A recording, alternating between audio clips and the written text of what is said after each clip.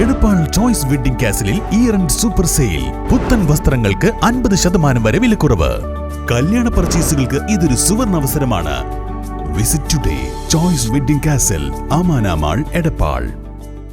തൊഴിലിന്റെ ഭാഗമായി നിയമോപദേശം നൽകിയ അഡ്വക്കേറ്റ് പി മനോജിനെ ക്രിമിനൽ കേസിൽ പ്രതി ചേർത്ത നടപടിക്കെതിരെ അഭിഭാഷകർ സമരം ശക്തമാക്കാൻ ഒരുങ്ങുന്നു.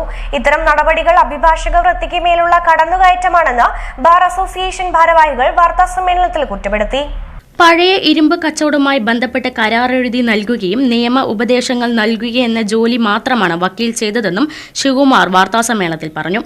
പിന്നീട് അതിന്റെ രണ്ടാമത്തെ ഘട്ടം നിലയ്ക്ക് പട്ടാമ്പിയിലെത്തി സംഖ്യ കൈമാറുന്ന സമയത്തോ മറ്റോ ഈ ലോക്കലായിട്ടുള്ള ഒരു അഭിഭാഷകന്റെ സേവനം ആവശ്യം വരികയും അങ്ങനെ 1-2 പ്രതികളുടെ ലോക്കൽ ലീഗൽ അഡ്വൈസറായ പട്ടാമ്പി ബാർ അസോസിയേഷൻ മെമ്പറെ സമീപിക്കുകയും അദ്ദേഹം ആ കരാറിന് വേണ്ട ചില നിയമോപദേശങ്ങളും അവർ തയ്യാറാക്കി കൊണ്ടുവന്ന കരാറിനകത്തുണ്ടായിരുന്ന ചില തിരുത്തലുകളും 2 പാർട്ടിക്കാരുടെയും നിർദ്ദേശാനുസരണം ചില തിരുത്തലുകളും വരുത്തി ആ തിരുത്തലുകൾ വരുത്തിയ പേജുകൾ മാത്രം പുതുതായിട്ട് ടൈപ്പ് ചെയ്ത് ഒരു കരാർ അവർക്ക് ഏൽപ്പിക്കുകയുണ്ടായി.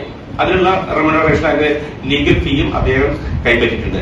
അത് മാത്രമാണ് ഈ 4ാം പ്രതിയായ അഭിഭാഷകന് ഈ ഇടപാടുമായിട്ടുള്ള ഏകബന്ധം.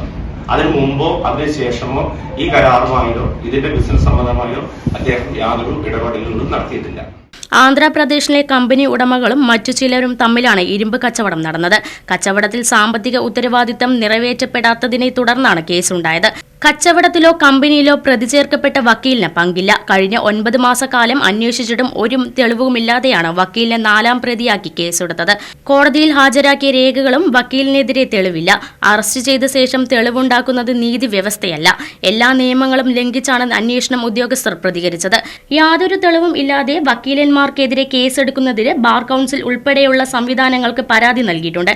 പോലീസിന്റെ നിയമം ലംഘനത്തിനെതിരെ ശക്തമായ പ്രക്ഷോഭം സംഘടിപ്പിക്കുമെന്നും അഡ്വക്കേറ്റ് ശിവകുമാർ പറഞ്ഞു.